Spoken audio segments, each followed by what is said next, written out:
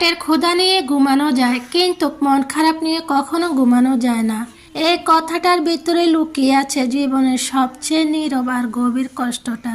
পেটের ক্ষুধা হলে শরীর ক্লান্ত হয়ে একসময় ঘুমিয়ে পড়ে, কিন্তু মন খারাপ থাকলে চোখ বন্ধ করলেও স্মৃতিগুলো জেগে ওঠে। বুকের ভিতরে ভারী একটা চাপা জমে থাকে। রাত যত গভীর হয় ভাবনাগুলো তত বেশি শব্দ করতে থাকে। কে কষ্ট দিল, কেন দিল, কোথায় ভুলটা হলো, এই প্রশ্নগুলো কোনো উত্তর থাকে না। চারপাশে সবাই ঘুমিয়ে পড়লেও একটা জেগে থাকে।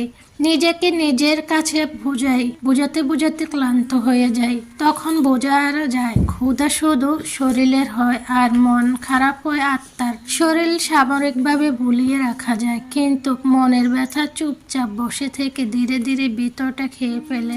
তাই পেট খালি থাকলেও মানুষ ঘুমাতে পারে, কিন্তু মন ভাঙা থাকলে সে ঘুম আর আসে না। আসে শুধু দীর্ঘ নিঃশ্বাস, নিঃশব্দ কষ্ট আর ভোরের অপেক্ষা।